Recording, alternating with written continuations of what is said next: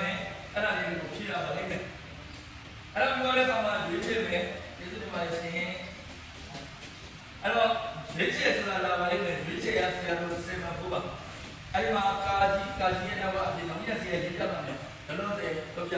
ကာကြီးရဲ့နောက်မှာပြပါတယ်စာဝေးနောက်မှာပြပါတယ်ဓာတ်ရဲ့နောက်မှာပြပါတယ်အဲ့တော့ကာကြီးခောက်ဝေးလေးတွေဓာတ်လေးတွေနဲ့အဖြစ်လေးတွေနဲ့တွဲပြီးတော့ဒီမဲ့ဆိုရင်အဆင်ပြေသွားပါလိမ့်မယ်တော့သက်ဆိုင်တဲ့ကြည့်လို့ရေးပြရမယ်နောက်ကြရင်တော့အားလုံးဆရာတို့9နှစ်ဝိနည်းတော်ကြီးရဲ့ရှင်ပြီးလာတယ်ခက်စစ်ကျောက်လာခက်စစ်ဘာလဲမကြောက်ဘူးဆိုရင်တော့ဆင်ပြေတော့ခက်စစ်ကျောက်လာလိမ့်မယ်အဲ့လိုခက်စစ်ဆိုတာဟာအနတ်တဲ့ဝိဆိုချက်ဖြစ်တယ်အဲ့တော့သူကမင်းတို့ရဲ့မသိတဲ့ဆရာတို့ရဲ့စကားပြေးကြပြားတွေကအနတ်တဲ့ဝိဆိုချက်တွေကိုရှင်းနေတာလေအဲ့ဒါလေးဆရာတို့ချက်ရပါလိမ့်မယ်တနေ့ကမှဆိုရပြောရင်ချက်ပါလို့ပြောဒါပေမဲ့ဆရာတို့ဒီမှာချက်ပြီးတော့မှဖြေရမယ်ဘိုင်းစီရတို့ကြောင့်မလို့ခက်စစ်လို့ဆရာဆိုတော့ပြောတယ်မာမန်ပရတိဆွေးချေအတွက်မင်းတို့စာရကြားလို့လာမှပါလိမ့်အဲ့ဒါဆိုရင်ဆရာတို့ကတန်စာစီခြင်းလို့ခေါ်တဲ့အလင်းကတောက်တယ်မလားဟုတ်နော်အလင်းကဆိုတာကတော့ဒီဒီပမာဏနဲ့ပြောတာဟုတ်နော်အလင်းကဆိုတာတန်စာစီခြင်းစာရည်တွေကိုကြီးတဲ့အခါမှာမင်းတို့ရဲ့အလူပွဲတွေကိုသွားတယ်မွေးနေ့ပွဲတွေကိုသွားတယ်ဒီနာဆောင်တွေကိုသွားတယ်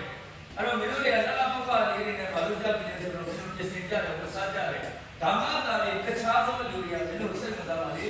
အဲ့လိုပဲနဲ့အလူပွဲတွေမင်္ဂလာပွဲတွေသွားတဲ့အခါမှာမင်းတို့ကအောက်ကကြီးကြီးပေါင်းမိလေးနဲ့အပေါ်ဆုချက်လေးနဲ့သွားမယ်ဆိုရင်ဘယ်လိုမှမင်းတို့အဖက်လို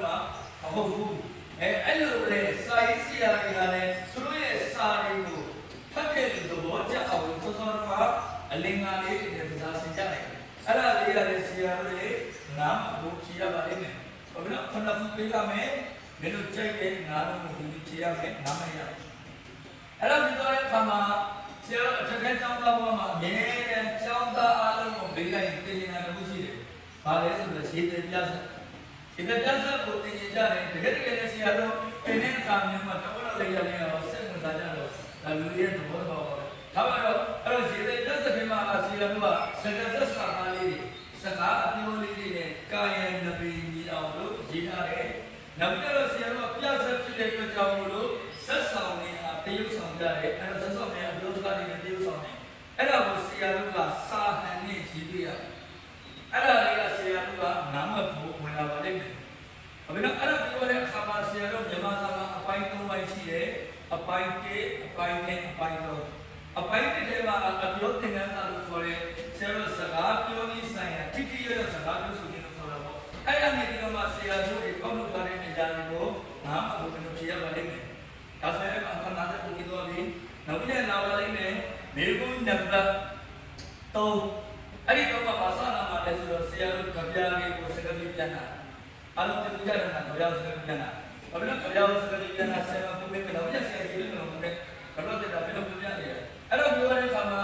ပရိလကောင်းတဲ့ကြပြားနဲ့စကားကြီးလည်းရှိတော့အပိုင်းကစကားကြီးကိုစကားကိုအဖို့စီလေးပါလေတပုတ်လေးပါရွေးချယ်လို့တော့မရမှာတပုတ်လေးမရမှာအဲ့တော့ဘယ်လိုပြောပြရမလဲနောက်ပြန်ဆရာဆိုတော့မှအဆောက်ပြန်ကောင်းမယ်ဆိုရင်ရှင်းပြပြဆက်ဒီနေ့တတ်တဲ့မှာဆရာတို့တွေစကားဆက်တွေကိုသင်ကြားတဲ့အခါမှာမင်းတို့တွေနားလည်ထားမယ်နားလည်နိုင်စွမ်းရှိမယ်ဆိုရင်အခုမေဖို့နံပါတ်9ကိုမင်းတို့ဖြစ်ဆုံးနိုင်ပါလိမ့်မယ်ရေတယ်ပြဆိုမေဖို့ရှိ7မိနစ်ဘာလို့အဲ့ဒါပြောတဲ့အခါမှာမေဖို့နံပါတ်6မှာဘာဝနာမှာလဲဆိုတော့ဆရာတို့တွေစာစီစာဖို့ဒါတော့ဘာလို့ငယ်လေးတွေကဘာလို့ဆရာမတွေဖြေပြတဲ့အခါမှာစက်တည်တာမဟုတ်ပါဘူးငါတို့ကဘာလို့ရေးလာကျွန်တော်ကြီးကြောင်းဆိုပြီးဘာလို့စတင်ရလဲပေါ့အဲ့တော့ဒီဈေးပြည်လာလည်းရှိတယ်ချက်ပြည်လာလည်းရှိတယ်ဒီအဲ့ဒါတွေကိုဆရာတို့တွေနှစ်ပုံပေးရမယ်နှစ်တရတပုတ်ရွေးချယ်ပြီးတော့ဖြည့်ဆိုခွင့်ရှိပါမယ်အဲ့ဒါကမှကြောက်တဲ့ရင်ဖြစ်တာတဲ့အဆိုးအခြေဆိုတာရှိတယ်ခေါင်းစဉ်လေးပြရမယ်အဲ့ဒီခေါင်းစဉ်ကိုဒီလိုကသဘောမကျဘူးဆိုရင်ကန့်ကွက်လို့ရတယ်သဘောကျတယ်ဆိုရင်ထောက်ခံလို့ရတယ်အဲ့ဒါကနှစ်ခုမေးရမယ်စိုက်တဲ့တစ်ခုချင်းနေစေပါဒါဆိုမှတ်တရားရှိပါလေမေဘုံကဆရာတို့ကနံပါတ်9ခုပါပါမယ်ဒါဆိုရင်ဆရာကမေဘုံနဲ့သဘောတရားပေါ်ပြောပြီးပါပြီမေဘုံကပြောပြီးသွားရင်ဖတ်စာအုပ်ရဲ့အကြောင်းအရာတွေတောင်းတယ်ဒါဆိုအပိုင်း1ရှိမယ်အပိုင်း2ရှိမယ်အပိုင်း3ရှိမယ်အပိုင်း1နဲ့3ခဏထားပေးမယ်အပိုင်း2ကိုအရင်ဆုံးစမယ်လို့သိရအောင်ဒါဆိုမျိုးဖတ်စာအုပ်ထဲမှာမင်းတို့ပြောတာလေးမယ်ကြပြာနာဆရာတို့ဘယ်နှပုတ်သင်ရမှာလဲဆိုတော့10ပုတ်သင်ရမယ်ဟုတ်လားဖတ်စာအုပ်ထဲမှာဆိုဖတ်စာအုပ်လေးဆိုဖတ်စာအုပ်ထဲမှာ9ရအဲ့တော့ဘယ်လိုလဲမသိနဲ့ဘာလို့စနေ နာလေးစစ်နေခေါင်းလေးတွေမော်လာအခုလိုက်တော့ကြပြရှစ်ပုတ်တရားမယ်ခြေလဲသမ်းမှာလို့ပဲစကားပြေရတယ်ရှစ်ပုတ်တရားမှာလေအခုနောက်ကျရင်ဆရာတော်ကပြဆက်အတက်ပညာနဲ့သက်ဆိုင်တဲ့ရေပြပြဆက်ဆိုပြီးတော့စောက်ပါလိမ့်မယ်ဒါဆိုရင်ဆရာတော်ကြပြရှစ်ပုတ်ကိုစပြီးတော့ပြောပြရအောင်ပရမုံလုံးကြပြကဘာလာမလဲဆိုတော့ဘုရားနေမလေးဝေစစ်တော်ရှိလာတဲ့ခါလာတယ်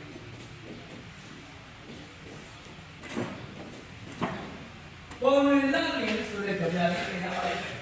အခုတော့အဲ့ဒါကဆရာတော်ကစာဆို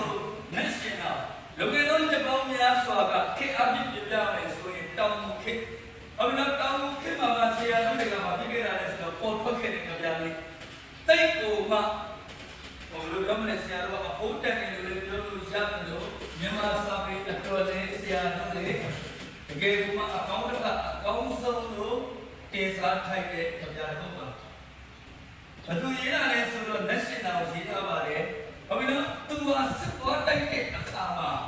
နန်းတော်ထဲမှာကျန်နေတဲ့ချစ်သူကိုဘလို့တွေလွမ်းကြောင်း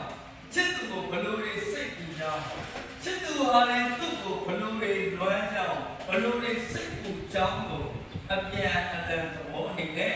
ရေးထားတဲ့ကြပြ။အဲ့တော့ပြောချင်တာကငါတို့တွေကစက်ကြောတက်အရွယ်တွေတိရွက်ကလေးတွေလှုပ်ရင်ဘာဖြစ်လဲရှင်လေးတွေခုံးရဲပုတ်လိုက်အဲ့တော့မင်းတို့ကဒီမှာအချင်းနဲ့ပတ်သက်တဲ့ခါလေးစနေရမယ်ဆိုတော့ငါစာအခွင့်တော်လာပါတယ်စနေလာအဲ့ဒါနဲ့ချစ်တော်နဲ့တရားဒါဆိုမင်းတို့ရဲ့ဘောရနာနဲ့ဆိုတော့တရားချင်းကစနေတယ်အေးမိဘတွေပါလေစီမမိဘတွေပါလေလာမအောင်အထောက်အထားဆရာတို့တွေဟုတ်ပြီလားအဲ့တော့ပရမောင်းလုံးစပြီးတော့ခေါ်နေတာအချင်းချောင်းဆိုပြီးတော့တချို့ရဲ့ရှိရင်တော့အချင်းချောင်းတွေကိုမြန်မာစာမှာတင်တယ်မဟုတ်ဘူးဆရာတို့မြန်မာစာမှာတုတ်တာရှိတယ်ရတ္တရှိတယ်ဒီနေရာမှာမင်းတို့ရတ္တပူဇော်ပေးတယ်မင်းတို့ရဲ့နှလုံးသားတွေဘယ်လိုနူးညံ့လဲဘယ်လိုခံစားတယ်သိအောင်လို့ဒီကပြောသိရမယ်အဲ့တော့ပေါ်လာတဲ့ကြပြစစ်တော့သွားတဲ့မောင်ကညနေမှာတည်ခဲ့တဲ့ချစ်သူမဲအပေါ်လွမ်းတဲ့စိတ်တွေတောပါစိတ်တွေရေးပွေထားတယ်အဲ့ဒါပြောရင်ဆရာတို့ကနောက်တစ်ခုလာပါလိမ့်မယ်ငါ့ကိုလည်းအမေကြီးနေတယ်အမေကြီးဒါပေမဲ့ငါ့ကိုလည်းအမေကြီးနေကြတယ်ဆိုတာညောင်ရမ်းခင်မှာရှိတယ်တမီးဆိုတော့မဘူးဖေးစားရတယ်ပေါ့မတန်းနေတယ်အဲ့ဒါပဲပြလိုက်တော့ငါဆိုတော့မကြည့်ရမယ်တိမောင်ဘူးဖေးအဲ့ဒါဆရာမလေးငါ့ကိုလည်းအမေကြီးနေလွယ်ဆိုတာကဝမ်းနဲ့လွယ်ဝေးခဲ့တာအမေဒီနေရာမှာအမေလည်းမတော့မိခင်ဖခင်လည်းတော့ပါဘူးအဲ့ဒီကြပြလေးကငါတို့တင်ရိုးထဲမှာငါ့ကိုလည်းအမေကြီးလို့ဖွင့်ဆိုထားတယ်သူ့ရဲ့မူလကြပြခေါင်းစဉ်နာမည်ကကြုံရမယ့်ပြားပါညောင်ရမ်းမှာရှိတဲ့မိန်းကလေးတစ်ဦးရဲ့မိဘနဲ့သဘောမတူတဲ့ချစ်သူကိုချစ်ကြိုက်ပြီးလို့အမေတော့ခံစားနေရတဲ့တောကမိကြီးအကြောင်းကိုရေးတာဒါလည်းမလို့ကြည့်အပေါ်ကတော့စစ်တော်သူမောင်ကြီးချစ်သူကိုလွမ်းနေဒီကြပြလေးကြတော့အိမ်ကမိဘတွေသဘောမတူတဲ့လူကိုချစ်ကြိုက်ပြီးလို့အိမ်မှာရှိတဲ့မိဘမောင်မားတွေကအဲ့ဒီကောင်မလေးနဲ့သူ့ရဲ့ချစ်သူနဲ့တွေ့ဆုံခွင့်မရအောင်အမျိုးမျိုးအတန်သားတွေနဲ့ကာစီတော့တွေ့စီကိုပြစီကြအဲ့ဒီချိန်မှာကောင်မလေးရဲ့ဘယ်လိုပြင်ပလက်တွေ့ဘဝမှာနေပြီးတော့မှစိတ်ကူးလေးရောက်သွားတာစိတ်ကူးရနေပြီးတော့မှအတွေးစိတ်ပူပန်မှုတွေဟာဘယ်လိုပြန်ရောက်တာလဲဆိုတော့အပြင်ကိုပြန်ရောက်တာအဲ့တော့ဒီမှာလဲဆရာတော်ကတိတ်ကာရရတ္တမြောက်စွာနဲ့မင်းတို့ကိုပေးစမ်းပါတယ်ကြပြလေးသိကြည့်ပါတိတ်ကိုကောင်းပါလေအဲ့တော့ဆရာကလည်းညွှန်နေတာပေါ့အဲ့တော့ပြောတဲ့အခါမှာမင်းတို့တွေကိုဒီမှာအချစ်ကြောင်းတွေပြောတာချစ်ကြောင်းကိုမသိဘဲနဲ့နှလုံးသားကိုလည်းစားတယ်အဲ့တော့ချစ်ကြောင်းတွေပြောတဲ့အခါမှာမင်းတို့ခါလေးဆုံးမလိုက်ပါမယ်အဲ့တော့မင်းတို့အဲ့ဒီမှာစိုက်ပြီးမနေနဲ့မခံစားနဲ့ဩဝါဒသူစီကိုဘဝရဆိုတာကအစိုးရအဆုံးမထူးဆိုတာကထူးခြားတော့ပြုတ်ကြပြလို့စားဒါဆိုရင်ထူးခြားတဲ့အစိုးမိတ်တွေအကြောင်းကိုရေးသားရတဲ့ကြပြကြီးကိုတို့တရားမှာအဲ့ဒီမှာဆောက်ပြီးတော့ဒီမှာဖြစ်ဖြစ်နေတဲ့အရာတွေကို